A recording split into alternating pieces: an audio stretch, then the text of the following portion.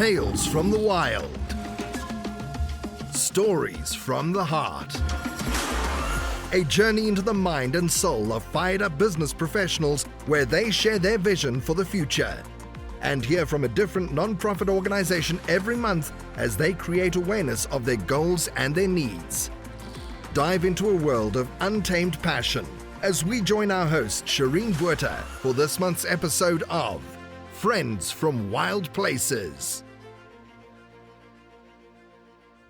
That's amazing. And Clay, I think I resonate with you as far as like, it's like you haven't lived until you lost it. Because I think, most people, let's say just the majority of the masses, if people are just, let's speak for the States, born and raised in the States, average, maybe, middle income people just going about their business. They're comfortable. They don't know anything but that.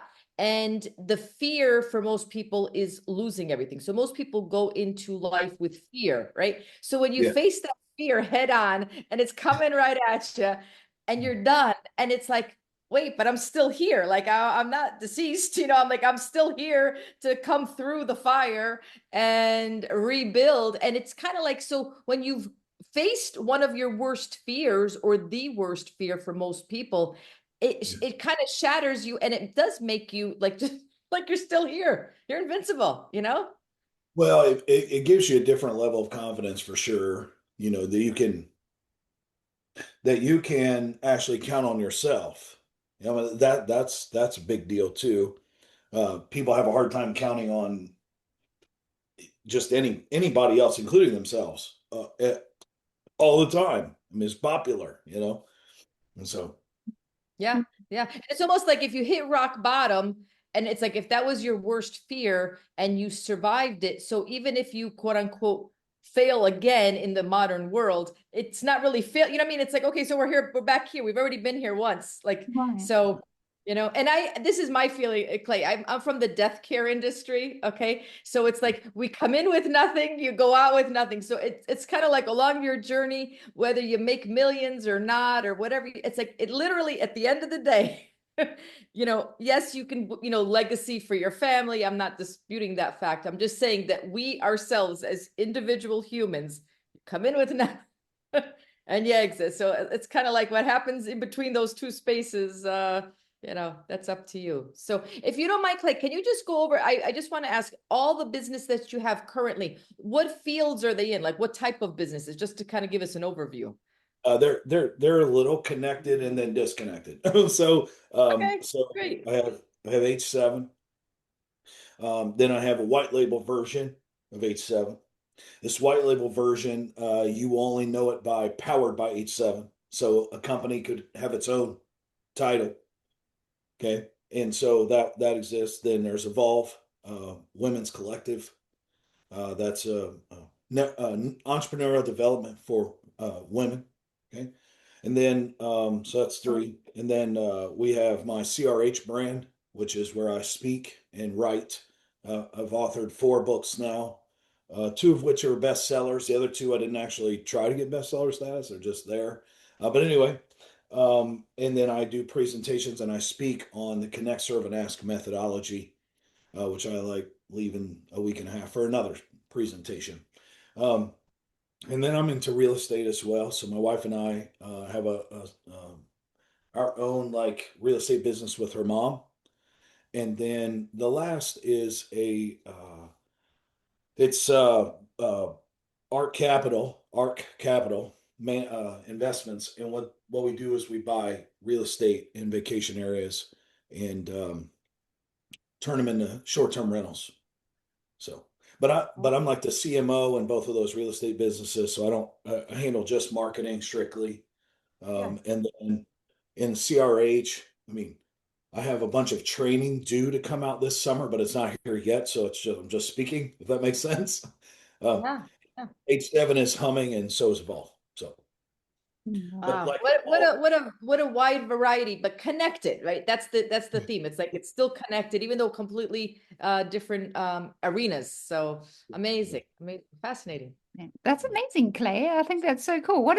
Can you mention one of the big seller books that you've written to the listeners? Yeah. So yeah, we just it's cracking the code. Best business lesson I ever learned. And so my story is actually in there. I told a little brief piece of the story that I just shared about how I started H7. But anyway, that's in there. There's 9 other members that are in there with us, and everybody's sharing a story about the best lessons they've learned in business. Oh my God. And um, so that one is the most newest one. That's so cool. And they can, if we wanted to purchase it, we can get it on Amazon or any of the platforms that sell books, right? 100%. Yeah. My other one that was a bestseller, Sales Fusion, that's also on Amazon. They're on my author's page. But then I have 2 books that I've held tightly for H7 network members and only so far. As the CRH brand comes out, then you'll see those books able to be coming out and all that good stuff for the public. So That's working on that stuff behind the scenes now. My goodness, you've got so many things going on, Clay. I love that. I think that's really, really cool. The other thing that I'm just thinking to myself, being a business owner, we wear so many different hats, right? And Yeah. one of the hats that I hate wearing, hate it with a passion, but I know it was necessary for my business. So I've learned and I've done a lot of different courses to help me in that department that I'm not good at. So Yeah. I can do it, but it doesn't mean I enjoy doing it. And that is the marketing and sales side of my business. Oh, Yeah, and I find out of all the different ways one can market and sell themselves, I find networking, where you meet other people and find your referral partners, people that are going to kind of like be your sales team in a way, yeah. is my go-to kind of. I feel more comfortable in that. I don't enjoy the telesales, all the other forms of different ways you can sell and market your business. It's just I don't enjoy it. So I leaning towards the mic here, so I don't go. My voice doesn't disappear, but I lean towards the networking businesses and so on the networking businesses there is a few out there, as you know. Yeah. Yeah. There's BNI, there's Amspirit, um and now there's H7. So if we could talk about the you know what makes H7 different to the other networking businesses out there. Yeah. Before we go too far, I just want you to know, like, I'm friends with Frank. I mean, we were just together last week, and We love we're Frank. We love yeah. Frank. So Frank and I are now collaborating, which is super exciting. I love collaborating with other networking groups, so I would collaborate with approximately 16 other groups. Oh my God. Yeah. So yeah, and I have relationships with those CEOs, and and we talk about helping each other, and we do help each other, and we do different stuff, and Frank and I have really, he's only like 2 hours from me, hour and a half away. Okay. Okay. So I've known for about we first did a round table like in 2010. That's when we first met. Oh So my gosh. Yeah, Great guy. Great yeah. guy. We really, he's a good. really, really love him. Yeah. Are you on same terms with Ivan Meisner or no? So I want to meet him. I want to Okay, meet so him. you also Yeah. get the Well, guy. so there's so I'm 1 degree of separation from him right now. Okay. I just got to ask, and I know that's all I got to do. I just haven't done it. Okay. But I'd like to meet him because there's specific things that he did in his career that set the tone for, of course, networking and the foundation of it. Yes. And then I came in and I broke it and bent it. And so when I did that, uh, yeah, I want to meet him. Like I just think a conversation would be really cool. Like, I'm not college educated. I don't have the background that most people do, and I have a unique journey doing thousands of one-to-ones, like just a whole different design that H7 has. It's the complete opposite of BNI. So Love that. Love that. yeah, Love that. Is there Love your one way journey, of though. doing Love your things? journey. Yeah, there's no one way of doing things, and I think people can forget that. It's one specific thing is not the alpha and omega. You can get to the end in different ways, and that's true for so many parts of life in general. But let's talk about the differences. You want to talk about some of the differences that makes H7 stick out of the crowd? Yeah. So I have no challenge or inability to share because H7 is a unicorn. It Yes. really is. It's such a unicorn. It's like a brand new version of whatever was going on before because of the pathway that we've taken, which makes it easier for us to collaborate with everybody else. I Right. mean, easy to do that. And so, who would have thought? But yeah, whenever you're ready, whichever, do you want me to compare it to BNI? That's probably the easiest. I Right, mean, go ahead. yeah, because I want to do it that way because, of course, I love Frank and everything, but and I appreciate Donnie at SCN and all my relationships, but I think it would just be easier to do it with BNI because they kind of somewhat compete with BNI, Mhm. and that's a very general statement, but Right. broad statement. Well, Mhm. so let's just compare that. Okay, And so can you do a comparison though, Clay, just for our listeners, because some folks out there may not be familiar with specifically BNI. So if you could just do, like an overview and then compare. yeah, all right. So BNI has been around since 1984. Okay, H7 has been around since 2008. Uh, Ivan Meisner began BNI after being in LaTip. I started H7 after being in some no-name networking group. So anyway, not a big deal. So BNI is has been around the longest, the most successful, the most impact to date. Uh, they obviously are a franchise, so they're not corporate; they're all franchised, and so that most people don't know that, but they are. And then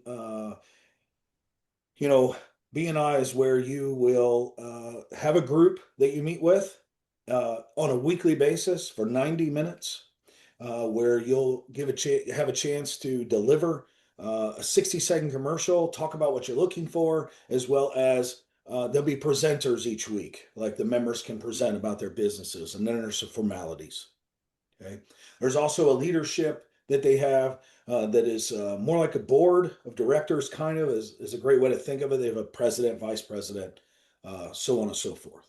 Uh, they have been on the move recently, buying back some of their franchises. I've just recognized that over the last few years when the pandemic hit, actually.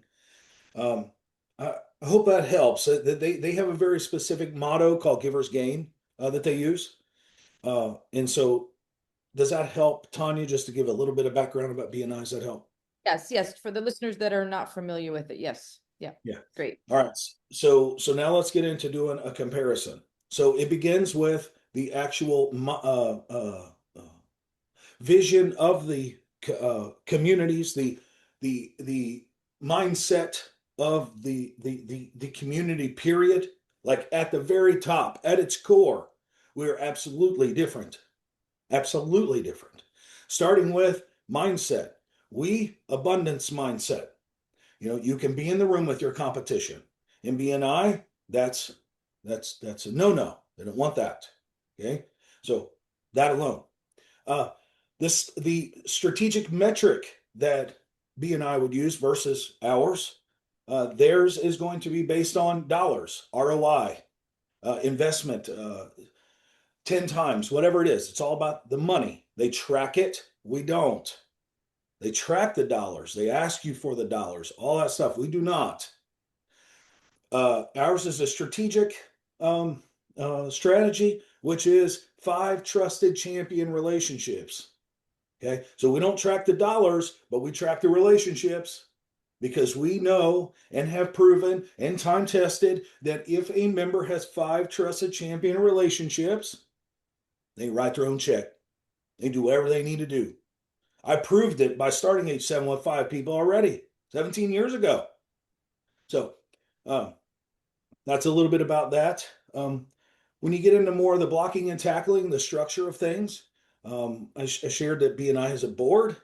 H7 is ran by a collaborative team. An alpha team is what it's called. And they go through a team building experience all the way until they become that team that we have engineered for them to be able to do that. And so where the board and BNI, they're not like they run the meetings and facilitate the group. Ours facilitates the group, but also they work collectively with their team in a very predictable way to create referrals for each other, an introduction for each other, and grow their business. And it's our own proprietary intellectual property that they follow through with. Then you get into the meeting itself. Those are 90-minute meetings. You are required to attend in BNI. In H7, 60-minute meetings, not required. Costs will vary based on where BNI may be, but it's usually around $1,000 or a little bit more. H7 across the country, $599 a year, so $400 less. Let's see. In BNI, you have one required training that comes with your membership called MSP, which they show you how to operate the BNI meeting for themselves. That's what that is, more or less.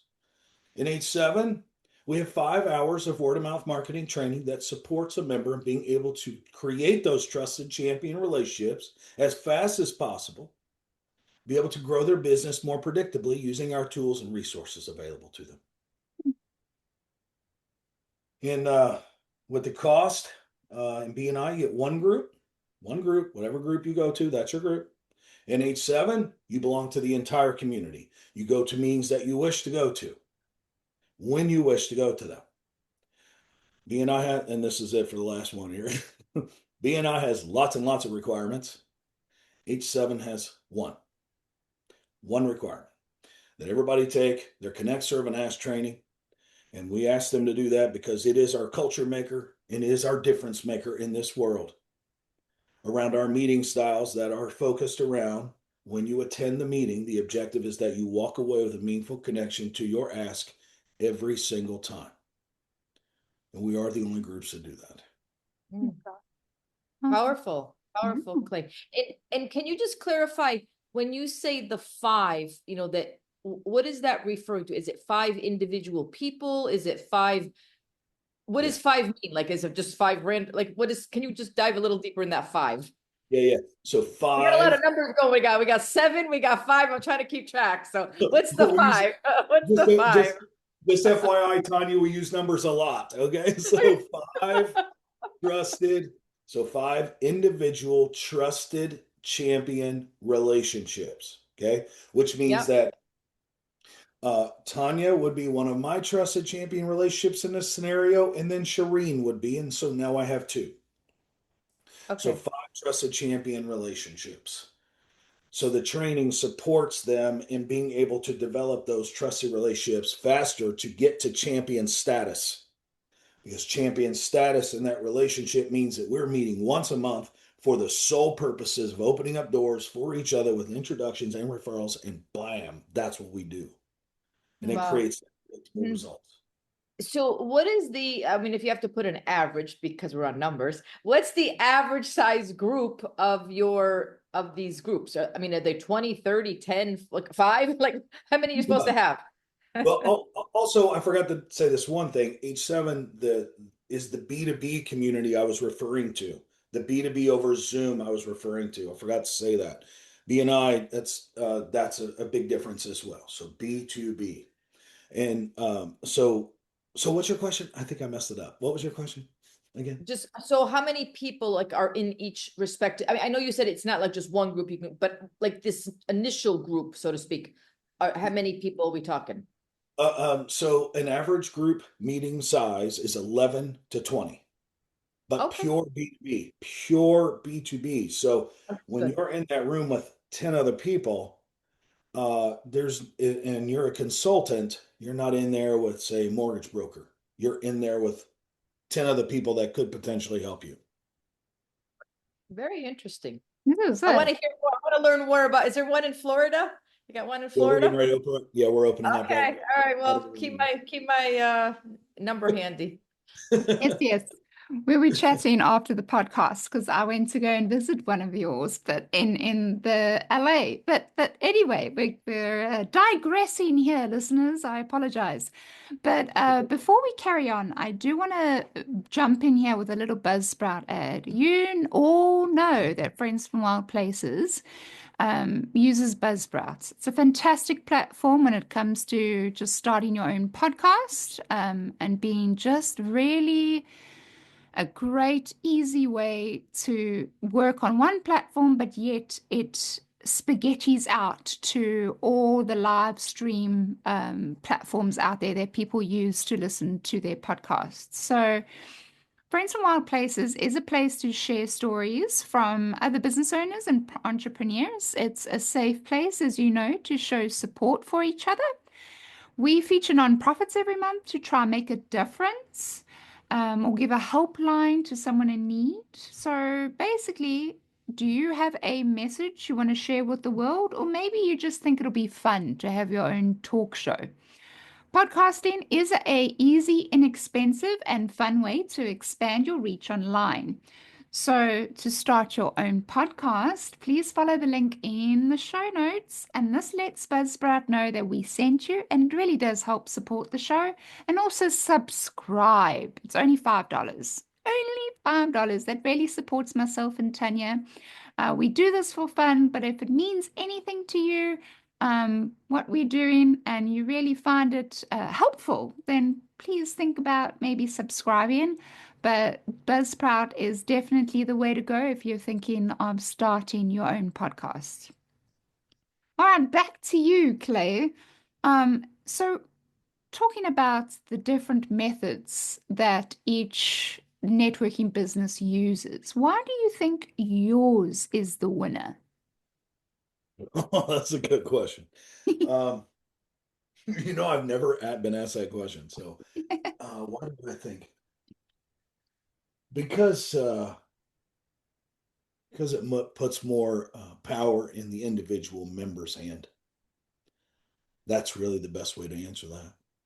My. They're in H7. You don't have to worry about, oh, I have a client, so I can't go to the meeting. No, your client's first. Family? Yeah, family first. You're not going to get a letter in the mail. We're not going to hawk you because you've missed a couple meetings or whatever. So I love that. Yeah, I like that answer. Thank you, Clay. So if you could give a piece of advice to someone that would like to start their own business, what would that piece of advice be? number one, do it anyway. Do it anyway. Not to worry. We already know your family's not going to like it. Your family's not going to connect with it. It's already there. Just do it. If you've been thinking about it, as long as it wasn't like you thought about it this morning, don't do it. I'm not telling you to do that. I'm telling the people who have been thinking about it for a while, not the one who just thought, "Ooh, I want to be one." So I would say to do it. That'd be number one. Number two is find yourself some trusted relationships as fast as you humanly can. As fast as you can. Find the people that you can potentially rely on as a relationship to help you get going. I like that. Thank you. What would be one of the biggest struggles that you've faced being a business owner or entrepreneur, and how did you overcome it? Oh my gosh, I've had so many different Just yeah, one. okay, I got one. I got a recent one for you. I got a recent one for you. So a year ago, somebody tells me that I'm never going to be able to scale this business as the person who sells it and sells everything. I'm the opposite of Shireen. All marketing, all sales, leadership over time. But anyway, yeah. So I would essentially, I needed to make such a massive change to where I was bringing in, delegating more and more of our services to other people, and I called it Operation Less Clay. So, and it wasn't me being arrogant either. It was like being truthful, like legit. like logical, get out of the way clay, more or less is what it was. So I had to put a plan in place for me to eliminate myself, which was quite fun. And so I was able to do it right on time. It was amazing how it landed. And then all of a sudden I've got, less clay, more strategy, where I live, the place I live, set the BHAG for 5 years, set it for 3, set the strategies for 1, and we went to work. And I've grown so many steps forward since just December and been through the slammer more or less. So I've very grateful though for what happened. So Tune in next week for part 3 of Friends from Wild Places. You've been listening to Friends from Wild Places with Shireen Bueta. Be sure to subscribe to the podcast from the links to catch every episode and unleash your passion.